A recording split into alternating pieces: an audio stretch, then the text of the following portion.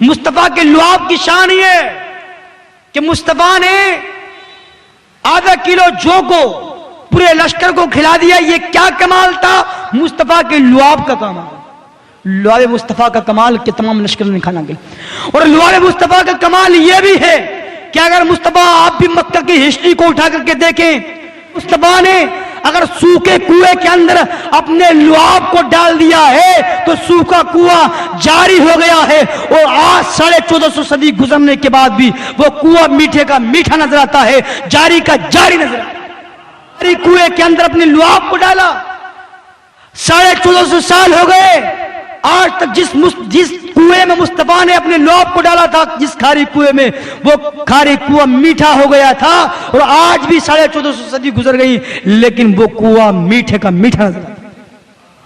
کھاری کنویں میں مصطفیٰ اپنے لعاب کو ڈالتے ہیں تو کنواں میٹھا ہو جاتا ہے, سوکھے کنویں میں ڈالتے ہیں کنواں لبلب بھر جاتا ہے. اگر مصطفیٰ اپنے لعاب کو حضرت علی کی دکھتی آنکھوں میں لگاتے ہیں تو آنکھیں ٹھیک ہو جاتی ہیں.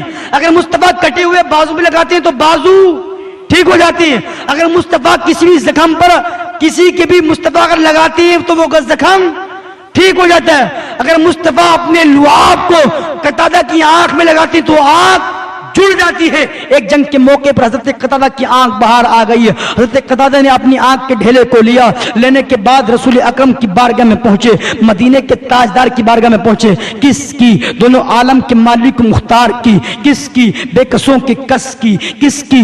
آمینہ کے لال کی. کس کی؟ عبداللہ کی دلالہ کی. کس کی؟ ہم غریبوں کے آقا کی. ہمیں فخر ہے اپنے آقا پر, ہمیں فخر ہے مدینے کے تاجدار پر. ہم شان سے کہتے ہیں, ہم فخر سے کہتے ہیں کہ ہم غلام کسی دنیا دار کے نہیں بلکہ مالک و مختار کے ہیں, مدینے کے تاجدار کے. ہم کسی ایرا غیرہ تو غیرہ کے غلام نہیں ہیں بلکہ مدینے کے تاجدار کے غلام. مصطفیٰ کی بارگاہ میں حضرت قتادہ اپنی آنکھ کے ڈھیلے کو لے کر کے پہنچے. پہنچنے کے بعد عرض کرتے ہیں, یا رسول اللہ, یا کریم آقا, یا مصطفیٰ, میری آنکھ باہر آ گئی ہے, میری آنکھ باہر آ گئی ہے. مدینے کے تاجدار کی شان پر قربان کو جائیں. مدینے کے تاجدار نے یہ ارشاد نہیں فرمایا, قتادہ اگر آنکھ لگی ہے تو کسی ڈاکٹر کو دکھاؤ, طبیب کو دکھاؤ, حکیم کو دکھاؤ, جڑی بوٹی کا استعمال کرو, دوائی لو. نہیں فرمایا. مدینے کے تاجدار نے ارشاد فرمایا, قتادہ اپنی آنکھ کے ڈھیلے کو ادھر لاؤ. مدینے کے تاجدار نے قتادہ کی آنکھ کے ڈھیلے کو اپنی ہتھیلی پر رکھا. رکھنے کے بعد اپنے لعاب کو نکالا. نکالنے کے بعد قتادہ کی آنکھ میں لگا دیا. آنکھ کے ڈھیلے کو آنکھ میں رکھ دیا. آنکھ جڑ جاتی ہے.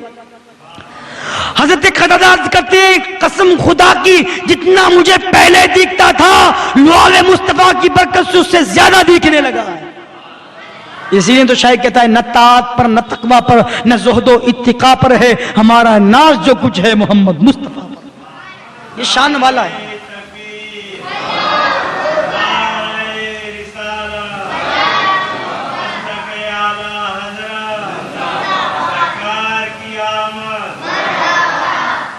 تو یہ شان ہے مصطفیٰ کی, یہ کمال ہے مصطفیٰ کا.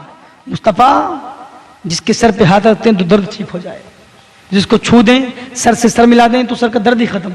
مصطفیٰ کی شان عجیب ہے, مصطفیٰ کی شان ہی الگ ہے. مصطفیٰ کا مقام الگ ہی ہے. ان کے مقام کو کوئی پہنچنا چاہے تو پہنچ نہیں سکتا. قیامت آ سکتی ہے, مر سکتا ہے, انتقال ہو جائے گا, زمین ادھر سے ادھر ہو جائے گی, دنیا کا نظام درم برم ہو جائے گا, لیکن مصطفیٰ کے مقام کو نہیں پہنچ سکتا.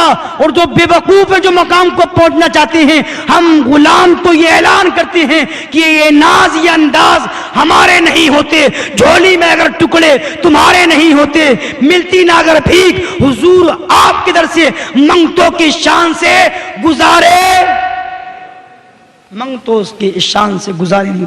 آج جو ہم شان کے ساتھ زندگی گزار رہے ہیں یہ مصطفیٰ کا کمال ہے, یہ مصطفیٰ کا صدقہ ہے, یہ مصطفیٰ کے طفیل ہم زندگی کو گزار رہے ہیں. اللہ اور اس کے رسول صلی اللہ علیہ وسلم کا لاکھ لاکھ شکر و احسان ہے کہ اللہ رب العزت نے اپنی حبیب کے صدقے ہمیں زندگی عطا کی, پھر اوپر سے نماز پڑھنے کی توفیق عطا کی, پھر اپنا ذکر سماعت کرنے کی توفیق عطا کی, پھر آخرت کی فکر کی توفیق عطا کی. اللہ رب العزت ہم سب کی حاضری کو اللہ قبول فرمائے.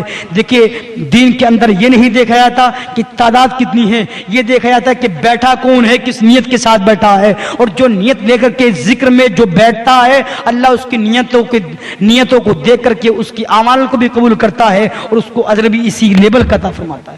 اللہ رب العزت بولنے سے زیادہ عمل کی توفیق عطا فرمائے, ہم تمام کی حاضری کو قبول فرمائے.